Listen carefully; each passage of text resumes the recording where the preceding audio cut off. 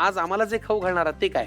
ते जरा एक असं झटपट पटकन तयार होणारी अशी प्रोसेस आहे. मला माहितीये तुम्ही नॉनव्हेज खात नाहीत, पण ह्या आजच्या पदार्थामध्ये तुम्ही पनीर घालू शकता, तुम्ही बटाटा घालू शकता. ते अच्छा. तयार करून चपातीमध्ये रोल करून रॅप करून, हल्ली रॅपची खूप फॅड आहे, फॅशन आहे, फॅशन. हो.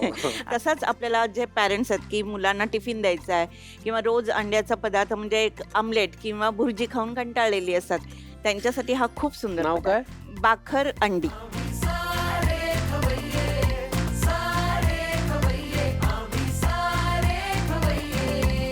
भाकर अंडी नावामध्येच फ्युजन आहे. भाकर अंडी नेमकं काय आहे, साहित्य काय आहे, कृती काय आहे, सगळं बघूया. साहित्य घेऊन या.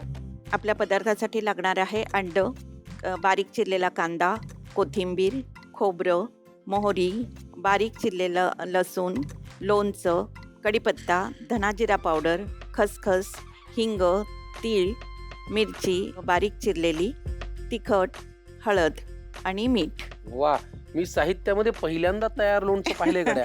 हो, जरा लोणच्याचा कसा थोडस वापर करणार आहेत हे मला. लिंबाच्या ऐवजी करणार आहे, टँगी थोडीशी टेस्ट अच्छा, आपण हे लिंबाचं आहे का आंब्याचं आहे? हे आंब्याचं आहे. आंब्याचं लोणचं. आणि आपण आंबटपणा येण्यासाठी जे आपण त्याच्यामध्ये लिंबू पिळतो ना, हा, त्याच्या ऐवजी हे टाक लोणचं घालायचं. आज आपण लंचला बनवतोय भाकरंडी, जी चविष्टही आहेत आणि पौष्टिकही आहेत.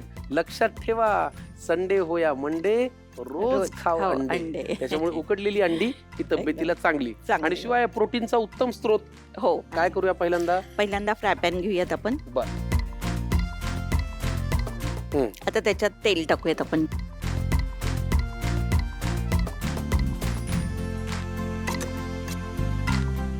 किती लागेल? आपल्याला थोडंसं लागेल, कारण याच्यातलं येलो सगळं त्यात मिक्स होतं ना.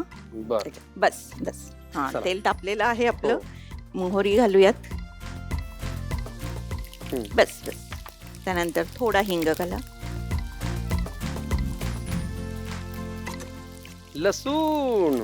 फोडणीमध्ये लसूण आला की बाहेर येते गड्या. खूप छान स्मेल येतो मला लसूण. फार आवडतो आणि लसूण थोडा जास्तच घालायचा. हो. फक्त ह्याच्यातल्या ह्या गोष्टी नाही, ह्या सगळ्या आपल्याला फक्त मंद आचेवरती करायच्या आहेत. बर. त्याच्यानंतर कढीपत्ता टाकूयात थोडा. कढीपत्ता थोडा अजून घाला, मला खूप आवडतो. हो, चालेल. लहानपणी आम्हाला सांगायचे कढीपत्त्याने डोळे मोठे होतात. हो, मी तर चटणी करून ठेवते याची, हा. आणि ती प्रत्येक भाजीमध्ये एक चमचा टाक. हो, मला पण आवडते त्याच्यामुळे कढीपत्त्याची तीळ, चटणी. खोबरं, शेंगदाणे आणि कढीपत्ता याची ती बनवून ठेवायची. मस्त. आणि तशी मला कारळाची आवडते, हो, कढीपत्त्याची आवडते, दोडक्याच्या शिरांची आवडते. हा, दोडक्यांची फार शिराची. सुंदर लागते.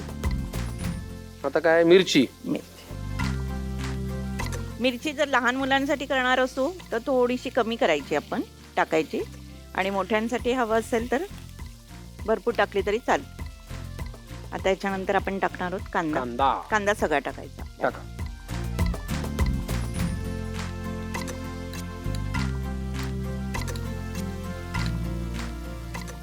आता त्याच्यावरती आपण थोडस झाकण ठेवूयात आणि